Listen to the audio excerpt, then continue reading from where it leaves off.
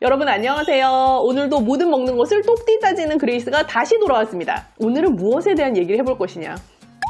머리에 대한 얘기를 해볼까 합니다. 저희에게 요즘 최근에 고민을 토로하신 실화입니다. 두 분이 계신데 한 분은 아주 운동을 열심히 하시는 그 머슬 매니아라고 하나요? 그런 대회에 출전을 하실 만큼 정말 운동을 하루에 몇 시간씩 진짜 열심히 하시는 분이에요. 제가 볼 때 제가 만난 그 어떤 일반인보다도 몸매가 훌륭하시고 아주 예쁜 여성분이십니다. 이분이 저희의 고민을 토로한 것이 자기가 머리가 빠진다. 자기가 대회에 나가야 되는데 머리가 빠져서 되겠냐. 그런 얘기를 하셔서 가만히 이분의 식생활을 진단을 해보니 머리가 빠지겠어요. 머리가 안 빠지는 게 살짝 이상하더라고요. 왜냐면 대회를 굉장히 타이트하게 준비를 하시는 동안에 뭘 먹냐고 했더니 닭가슴살, 고구마, 방울토마토 끝! 그게 그녀의 식생활이었어요.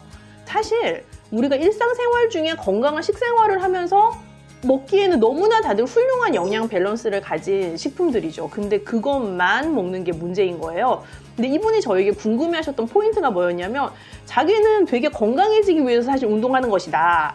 운동을 하다 보니까 그게 너무 재미있고 몸매도 너무 달라지는 게 보여서 대회에 나가고 싶은 욕구가 생긴 것이다. 그래서 내가 단백질, 닭가슴살도 엄청 열심히 먹고 고구마, 탄수화물, 방울토마토, 비타민 나름 다 갖춰 먹고 있다. 내 머리 왜 빠지냐. 그런 얘기를 하셔서 되게 명쾌한 제가 답을 드렸어요. 사실 우리가 단백질 되게 많이 먹으면 내 머리 엄청 풍성해질 것 같잖아요. 근데 단백질만 열심히 먹었을 때는 머리에 그다지 좋은 영향이 없답니다. 왜냐하면 내 몸은 여하튼 살아야 되거든요. 내가 살으려면 뭐가 필요할까요? 아무것도 안 하고 침대에 가만히 들어누워서 숨만 쉬어도 내 몸은 에너지가 필요한 구석구석들이 있어요. 예를 들면 심장은 항상 에너지가 필요하죠. 뇌는 항상 에너지가 필요하죠. 그리고 모든 장기들은 내가 먹은 어떤 것이라도 소화시키기 위해서 늘상 에너지의 공급원이 필요해요. 그게 대부분은 포도당으로 해결이 되죠. 탄수화물에서부터 오는 우리의 열량의 가장 기본적인 영양소죠. 근데 탄수화물을 극히 배제한 상태에서 머리카락에 좋은 것으로 대부분은 그런 단백질을 열심히 먹었을 때 탄수화물이 안 들어오니까 이 단백질이 내 머리카락 건강하게 해주는 데까지 갈 틈이 없는 거예요. 얘가 이제 대신 일을 해야 되는 상황이 된 거죠. 포도당이 해야 되는 일을 막 할 수 없이 얘가 가서 하고, 그리고 뭐 내가 근육 늘린다고 운동 그렇게 열심히 하니까는 얘가 또 근육이 가서 붙고 하다 보면 여기 끝까지 올라갈 남는 게 없는 거예요. 그러면 더 많이 먹으면 해결이 되냐? 아니요.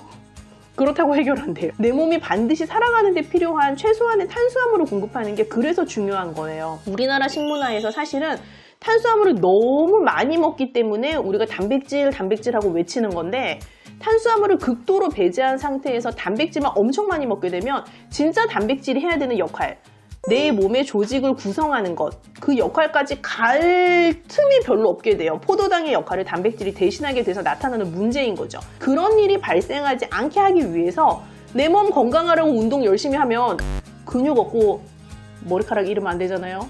그런 일이 발생하지 않도록 적당한 건강한 밸런스의 식사를 하는 것이 중요한 것이죠. 이번 실화는 극도의 다이어트를 한 번씩 해보셨죠?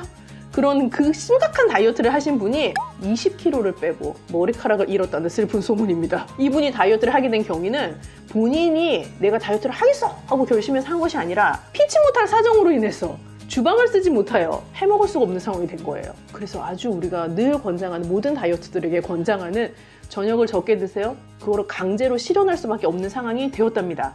그래서 이분이 몇 달 만에 20kg라는 엄청난 다이어트에 성공을 했는데, 문제는 살도 빼고 정수리 머리카락도 날아간 거죠. 심각하잖아요. 우리가 살을 빼지만 누가 내 머리카락을 날리고 싶겠어요. 머리카락은 누구나 보존하고 싶은 존재 아니겠습니까? 그런 상황에서 이제 이분이 돌아와서 너무 힘들고 피곤하고 머리카락이 그렇게 빠질 정도면 내 몸에 사실 기운이 되게 없는 상태인 거예요. 그게 쌓이다 못해 나의 몸으로 표출되기를 머리카락이 빠지는 상태까지 간 거니까요. 그래서 이제 밥도 먹고 정상적인 식생활을 하면서 다시 약간의 체중은 불었지만 머리카락이 모내기 한 듯이 자라고 있다는 소문입니다. 얼마 전에 나 혼자 산다라는 프로그램에서 제가 참 좋아하는 전현무 씨께서 탈모 진단을 받으시고 다이어트를 하지 않아도 돼? 너무 좋아 라고 하면서 그 다음 주에 모두 하루 종일 서리태로 이루어진 식단을 열심히 드셨잖아요. 그런 것처럼 사실 내가 머리카락도 잡고 살도 빼고 머리카락도 잡고 근육도 얻고 그런 모든 이 밸런스를 다 맞춰가면서 내가 원하는 모든 것을 쏙쏙 골라서 얻으려면 사실은 너무 욕심을 내면 안 돼요. 내가 기준이 만약에 100이라면 그 100가지 특정 하나의 목표를 도달하게 하기 위해서 다른 거는 반드시 마이너스가 있기 마련이거든요.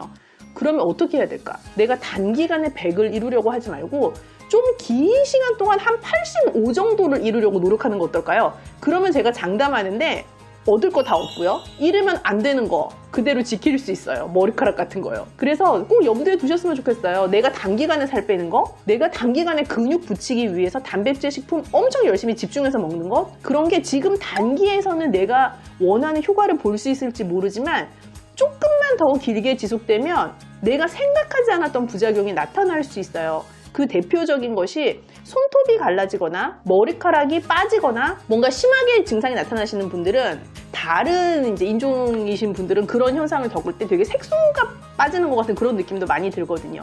그러한 현상들이 동시에 나타날 수가 있기 때문에 내가 늘 생각했던 목표의 지향점으로 가기 위해서 다른 것들을 같이 고려를 해야 될 필요가 있어요. 그래서 균형 잡힌 식생활이 대단히 중요한 거예요. 제가 여러분들께 드리고 싶은 저의 약속은 지금 먹는 거에서 양만 조금 줄여도 여러분이 원하는 목표를 대부분 달성할 수 있을 거라는 사실이에요. 기억해 주세요.